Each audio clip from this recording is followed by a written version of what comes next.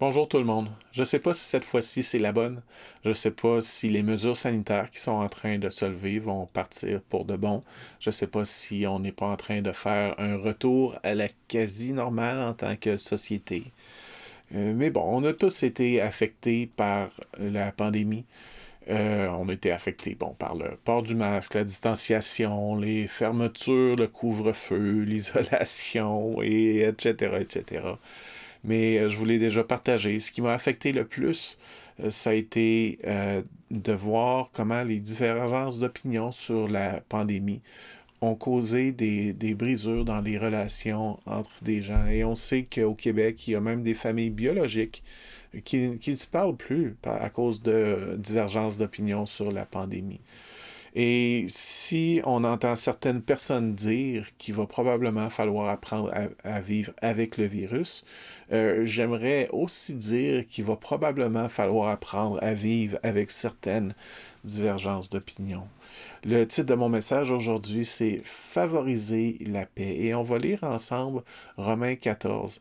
Parce que l'apôtre Paul, alors qu'il faisait son ministère, a eu à gérer plusieurs divergences d'opinion et des divergences d'opinion très fortes qui causaient des réellement problèmes. L'apôtre Paul a fait son ministère surtout auprès des non-juifs, surtout auprès des Grecs. Et alors que ces Grecs se convertissaient au christianisme, ils venaient en contact avec des chrétiens juifs. Et les chrétiens juifs avaient tendance à vouloir imposer certaines manières de faire aux chrétiens non juifs, mais des manières de faire que Paul avait pas enseigné comme ça.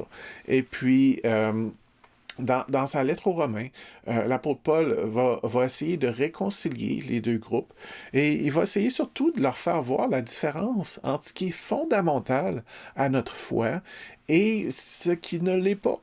Et entre autres, dans l'Épître aux Romains, l'Épître aux Romains est connu pour exprimer d'une façon claire les fondements de la foi. C'est dans Romains 6, 23 qu'on va lire « Car le salaire du péché, c'est la mort, mais le don gratuit de Dieu, c'est la vie éternelle en Jésus-Christ, notre Seigneur. » Ça, c'est quelque chose de fondamental. On était pécheurs et le péché méritait la mort, mais Jésus-Christ est venu nous donner la vie éternelle. Romains 3, 23 nous dit « Car tous ont péché et sont privés de la gloire de Dieu, et ils sont gratuitement justifiés par sa grâce, par le moyen de la rédemption qui est en Jésus-Christ. » Ça, c'est fondamental à notre foi. On est tous pécheurs et on avait tous besoin d'être justifiés par la grâce de Jésus. Et entre autres, Romains 19 nous dit, si tu confesses de ta bouche le Seigneur Jésus et si tu crois dans ton cœur que Dieu l'a ressuscité des morts, tu seras sauvé. C'est encore quelque chose qui est fondamental à notre foi. C'est quelque chose sur lequel, entre chrétiens, on ne devrait pas avoir de divergence d'opinion. Ce sont des choses importantes. Mais dans Romains 14, Paul va adresser des situations où est-ce que c'est sur des choses qui sont moins centrales à nos foi et où est-ce qu'il faut apprendre à vivre avec des divergences d'opinion. Donc, on va lire dans Romains 14 au verset 1. Accueillez celui qui est mal affermi dans la foi sans vous ériger en juge de ses opinions. Et ici, c'est un peu bizarre. Qui est-ce qui est mal affermi dans la foi? C'est qui? Et ce que j'aimerais vous dire, c'est que, bon, la plupart du temps, quand on voit quelqu'un qui a une opinion différente de la nôtre, eh bien, dans notre tête, ils sont mal affermis dans leur foi. Nous, on est bien affermis. Alors, Paul est très habile ici et il dit, bon, toi qui es bien affermi dans ta foi, accueille aussi l'autre qui a une opinion différente de toi et qui est mal affermi dans sa foi. Bon. Mais Paul aussi, il a une opinion sur ces choses-là, mais bon. Et donc, sans vous ériger en juge de ses opinions. Ainsi, l'un a la conviction qu'il peut manger de tout. L'autre qui est mal affermi dans la foi ne mange que des légumes. Et ça, c'est le premier sujet que Paul adresse sur ce que les gens choisissent de manger. Et on voit que, bon, celui qui est mal affermi dans la foi ne mange que des légumes. En fait, ce qui était problématique pour certains chrétiens, c'était la viande. Et en fait, c'était problématique pour les chrétiens juifs, parce que dans la Torah, il y avait plusieurs viandes, plusieurs types de viande, dont le porc, qu'on connaît très bien, qu'ils ne pouvaient pas manger. Et quand les chrétiens juifs, quand les juifs sortaient de leur région, de chez eux, parfois ils se retrouvaient dans des régions où est-ce que c'était plus difficile d'avoir accès à des viandes qu'ils pouvaient manger. Donc, ils se retrouvaient, dans ces cas-là, à ne manger que des légumes. Donc, c'est de ça que Paul parle ici. Mais le chrétien grec, lui, mangeait de tout, mangeait de tout. Et on peut se demander, mais pourquoi est-ce qu'il n'appliquait pas la Torah là-dessus? Et puis, bon, de toute façon, je pense que, alors que je vous parle, il y a peut-être plusieurs personnes qui se posent la question à l'intérieur d'eux, mais pourquoi est-ce que moi, je mange du porc alors, en tant que chrétien, alors que peut-être que ça serait mieux que j'en mange pas pour respecter la Torah? Mais vous savez, Paul avait la conviction que le chrétien pouvait manger de toutes les viandes. On va le voir un peu plus tard dans le texte. Mais il n'était pas seul. Entre autres, on le voit dans l'évangéliste Marc, quand il nous parle, dans Marc 7, quand il décrit l'histoire de Jésus qui refusait de se laver les mains pour respecter les traditions des pharisiens. Il va expliquer à ses disciples de tout ce qui vient du dehors, verset 18, Marc 7, 18, et pénètre dans l'homme. Rien ne peut le rendre impur. Tout cela, en effet, ne va pas dans son cœur, mais dans son ventre, et est évacué par les voies naturelles. Il déclarait par là même que tous les aliments sont purs. Ça, c'est pas une note d'un théologien d'aujourd'hui, ça, c'est une note de l'évangéliste Marc qui était fortement associé à l'apôtre Paul et à l'apôtre Pierre. Et donc, c'était vraiment quelque chose que Marc croyait fermement. Tous les aliments sont purs maintenant. Et dans Acte 10, 13, on voit la description de la vision de l'apôtre Paul. Et ça nous est rapporté par Luc. Acte 10, 13, il a entendu une voix qui lui disait, et Paul vient de voir une nappe qui descend avec plein d'animaux qui sont tous des animaux qui sont classés comme impurs dans la loi de Moïse. Donc il entend, lève-toi Pierre, tue ces bêtes et mange-les. Oh non, Seigneur, répliqua Pierre, car jamais de ma vie je n'ai rien mangé de souillé ou d'impur. Mais la voix reprit et dit, ce que Dieu a déclaré pur, ce n'est pas à toi de le considérer comme impur. Et bien entendu, ici, ce que la vision voulait adresser, c'est entre autres que Pierre, l'apôtre Pierre, devait aller aussi vers les non-juifs pour leur annoncer la parole. Mais tout de même, dans cette vision-là, Dieu déclarait pur également ces animaux-là. Et de toute façon, l'apôtre Paul va déclarer lui aussi, un peu plus tard, on va le lire dans Romains 14, que lui-même considère que non, tous les aliments sont purs, il n'y a aucun problème. Donc, que celui qui mange de tout ne méprise pas celui qui ne fait pas comme lui, et que celui qui ne mange pas de viande ne condamne pas celui qui en mange, car Dieu lui a fait bon accueil. Donc, Paul nous dit déjà de ne pas mépriser celui qui a une opinion différente sur quelque chose qui est secondaire à notre foi. Qui es-tu, toi, pour juger le serviteur d'un autre? Qu'il tienne bon ou qu'il tombe, c'est l'affaire de son maître. Mais il tiendra bon, car le Seigneur, son maître, a le pouvoir de le tenir. Et ici, Paul ramène les gens à ce qui est central à notre foi. Okay? Ce qui est central à notre foi, c'est qu'on fait de Jésus notre Seigneur, notre Sauveur, que c'est lui notre Maître. C'est cette relation-là qui est centrale à notre foi. Et bon, pour ce qui est plus secondaire à notre foi, comme ce que la personne choisit de manger, par exemple, ce que Paul nous dit, c'est, écoute, ce qu'il fait, c'est son maître qui s'occupe de lui. Dans ce cas-là, pour cette chose-là, c'est son maître qui s'occupe de lui et c'est lui qui va s'occuper que cette personne-là tienne bon. Pour celui-ci, un tel jour vaut plus qu'un autre, et pour celui-là, ils ont tous la même valeur, à chacun d'avoir une pleine conviction en lui-même. Et ici, Paul parle d'un autre dossier que la nourriture. Il parle des fêtes juives, en fait, que les chrétiens juifs cherchaient à faire observer aux chrétiens non juifs. Et on peut comprendre que pour un chrétien non juif, les fêtes juives ne faisaient pas toutes du sens. Il y a une fête, par exemple, où est-ce que il y avait un sacrifice qui devait être fait pour pardonner les péchés de tout le peuple. Un sacrifice, on sacrifiait un animal. Et évidemment, pour un chrétien maintenant, on ne fait pas un nouveau sacrifice pour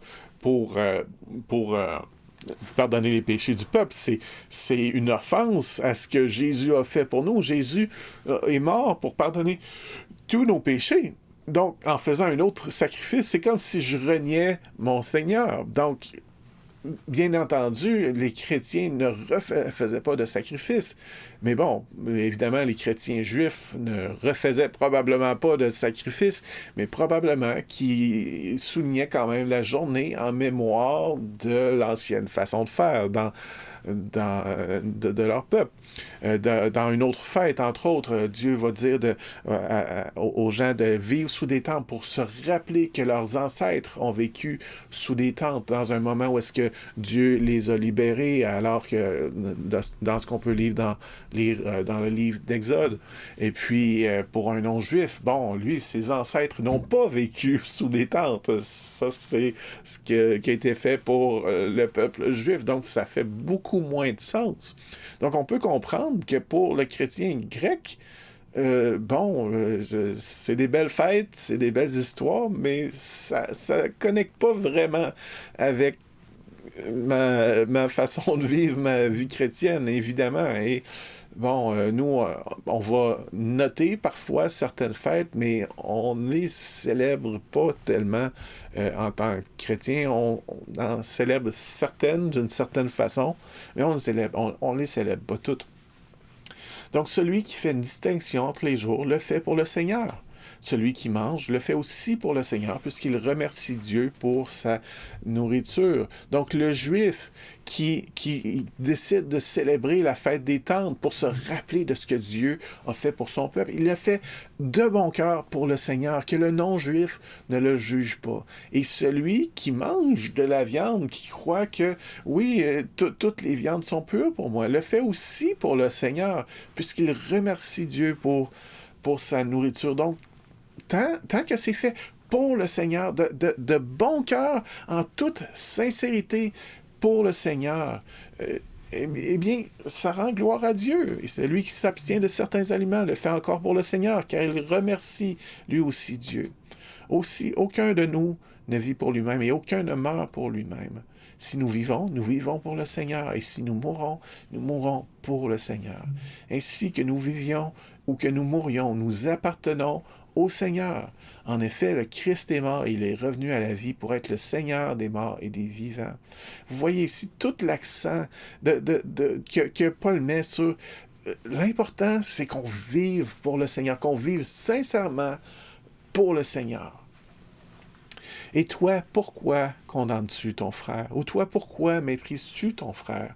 Ne devons-nous pas tous comparaître devant le tribunal de Dieu? Car il est écrit, « Aussi vrai que je vis, dit le Seigneur, tout genou pliera devant moi et toute langue me reconnaîtra comme Dieu. Ainsi, chacun de nous rendra compte à Dieu pour lui-même. » Donc, Paul ramène toujours les choses à la même idée.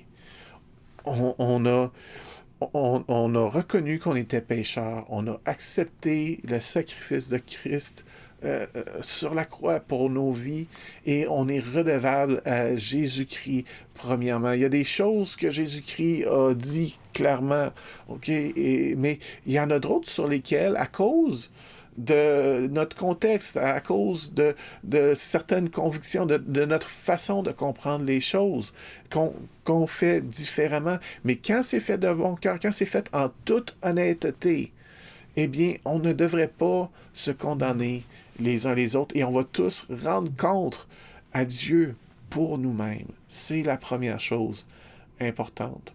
Donc, cessons donc de nous condamner les uns les autres. Prenez plutôt la décision de ne rien mettre en travers du chemin d'un frère qui puisse le faire trébucher ou tomber. Pour moi, je sais et je suis pleinement convaincu, en accord avec la pensée du Seigneur Jésus, que rien n'est impur en soi. Cependant, si quelqu'un considère que telle chose est impure, alors elle est vraiment impure pour lui. Donc, dans tous ces dossiers-là d'opinion, on en a une opinion. On en a une et souvent, c'est une opinion sincère. Et ici, Paul nous la donne. Moi, je suis pleinement convaincu. Rien n'est impur en soi. J'ai pas de problème à manger du porc ou n'importe quelle viande. Mais, c'est ça. J'agis selon ma conviction. Et j'essaie de ne pas faire tomber mon frère qui a une conviction différente. Si donc, à cause d'un aliment, tu fais du tort à ton frère, tu ne te conduis pas selon l'amour. Ne va pas pour un aliment causer la perte de celui pour qui le Christ est mort. Donc, par amour pour mon frère, et je ne fais pas exprès pour l'offenser, je ne fais pas exprès pour le mettre en occasion de chute. Que ce qui est bien pour vous ne devienne pas pour d'autres une occasion de dire du mal de vous. Car le règne de Dieu ne consiste pas à réglementer le manger et le boire, mais par l'Esprit Saint à nous rendre justes et à nous donner la paix et la joie. Parfois, en tant qu'être humain, on veut tout réglementer, on veut que tout le monde fasse les choses de la même façon, que tout le monde adhère à nos convictions. Mais ce que Paul nous dit clairement ici, c'est que non, il y a certaines choses que le règne de Dieu n'est pas là pour réglementer ça en particulier. C'est ce que tu vas manger aujourd'hui ou les fêtes que tu observes ou le port du masque ou le vaccin. Non, le règne de Dieu, ça ne consiste pas nécessairement à réglementer ces choses-là, mais par l'Esprit Saint, à nous rendre justes et à nous donner la paix et la joie. Celui qui sert le Christ de cette manière est agréable à Dieu et estimé des hommes. Ainsi donc, cherchons toujours ce qui contribue à favoriser la paix et à nous faire grandir les uns les autres dans la foi. Vous savez, il y a toutes sortes de situations qui sont difficiles à naviguer, des situations où est-ce qu'on a des opinions différentes sur certaines choses. Pour la réalité des chrétiens à qui l'apôtre Paul s'adresse, c'était la question de manger des viandes, c'était est-ce qu'on observe des fêtes, il y avait aussi la circoncision, hein, il y avait toutes sortes de choses, de sujets, de tensions, mais dans tout ça, qu'est-ce qu'on fait dans chaque situation? On cherche ce qui contribue à favoriser la paix. Bon, moi, je n'irai pas... moi, j'ai une conviction, OK, que Jésus me demande de respecter mes autorités et d'obéir le plus possible aux autorités. Mais bon, je n'irai pas chez chaque personne pour vérifier que le masque est porté quand il faut porter le masque et que tout est observé. Non, je le fais pour moi-même du mieux que je peux. Et puis, je laisse les gens aller selon leurs convictions. Bon, moi, j'ai choisi de me faire vacciner parce que pour moi, c'était ma contribution pour m'assurer que, bon, si j'attrape le virus, que c'est ce que je crois, que j'ai moins de symptômes et que je me ramasse pas à l'hôpital et que je ne fasse pas engorger le système de santé. Bon. Il y en a qui vont douter de la véracité de ces choses-là, mais moi, c'est la raison sincère pour laquelle je l'ai fait. Et puis, je l'ai fait par conviction. Bon, il y a des gens pour qui, il y a toutes sortes d'idées qui ont circulé sur le vaccin. Il y a des gens pour qui c'est moralement mal de se faire vacciner pour plusieurs façons, à cause de plusieurs raisons. Bon, évidemment, moi, j'ai pas adhérer à ces choses-là, mais est-ce que je vais dire à quelqu'un que s'il se fait pas vacciner, il est pas chrétien? Non, pas du tout, pas du tout. Pour la personne, elle n'est pas en paix dans sa conscience de se faire vacciner. Et moi, je suis vacciné à cause du Seigneur Jésus-Christ et peut-être que mon voisin n'est pas vacciné justement aussi à cause du Seigneur Jésus-Christ. Il faut apprendre parfois à accepter que le chrétien à côté n'aura pas toutes les mêmes opinions. Surtout, il faut apprendre à favoriser la paix. Moi, quand le passeport vaccinal a demandé à être imposé dans les églises par les autorités, je me retrouvais dans une situation où est-ce que j'étais pas bien à l'intérieur de moi parce que je veux respecter les autorités, je veux montrer que je le fais aussi, mais en même temps, j'étais extrêmement mal à l'aise avec ce concept-là de laisser des gens à la porte parce qu'ils ne sont pas vaccinés, alors que l'Église devrait être pour tout le monde. Et puis, merci Seigneur, depuis l'annonce, le passeport vaccinal a été retiré pour les lieux de culte. Merci Seigneur. Mais c'est ça, ce que j'ai décidé de faire pour favoriser la paix, c'est de garder les rencontres en ligne pour tout le monde. C'était ma façon à moi d'essayer de favoriser la paix et d'essayer c'est ça, qu'on reste une communauté où est-ce qu'on se fait grandir les uns les autres dans la foi. Et bon, la pandémie a été ou est encore le sujet de bien des désaccords, mais ça sera probablement pas le dernier désaccord qu'on va vivre. Mais je pense qu'en toute chose, il faut qu'on apprenne à voir qu'est-ce qui est fondamental à notre foi et qu'est-ce qui est secondaire et comment est-ce qu'on peut vivre ensemble en paix à propos des opinions qui sont plus secondaires et comment est-ce qu'on peut, dans tout ça, prendre soin de nos frères et de nos sœurs qui voient les choses différemment de nous. Entre autres, aussi, une dernière chose, pour certaines personnes, la pandémie, c'était une fausse pandémie. Pour d'autres personnes, eh bien, c'est quelque chose de réel. Et il y a des gens qui ont des santé plus fragiles et pour qui, écoutez, ils veulent encore être prudents avec le virus. Donc, qu'est-ce qu'on fait? Est-ce que, mettons, si moi je croyais que c'était une fausse pandémie, est-ce que je viens et puis je viens dire à l'autre, non, je veux dire, t'as pas besoin de faire attention, puis je viens, puis je mets pas de masque, puis je m'approche, je touche la personne. Est-ce que c'est agir dans l'amour? Non, par amour pour la personne en face de moi qui veut faire attention, je suis prudent également. Et par l'amour pour la personne qui ne veut pas se faire vacciner, je ne cherche pas à l'obliger à se faire vacciner. Et puis, pour la suite, on va voir ce que l'avenir nous réserve, mais vraiment, favorisons la paix. Favorisons la paix.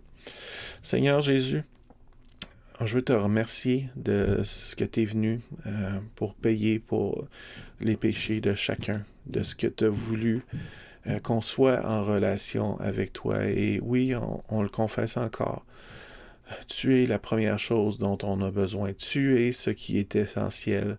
Tu es celui qu'on doit suivre par-dessous tout dans nos cœurs. Et Seigneur, je te prie de nous aider à reconnaître quand il y a des frères et des sœurs qui ont une opinion différente sur quelque chose, mais aide-nous à discerner aussi quand c'est des choses secondaires et aide-nous à favoriser la paix et à voir comment favoriser la paix avec sagesse, Seigneur Dieu.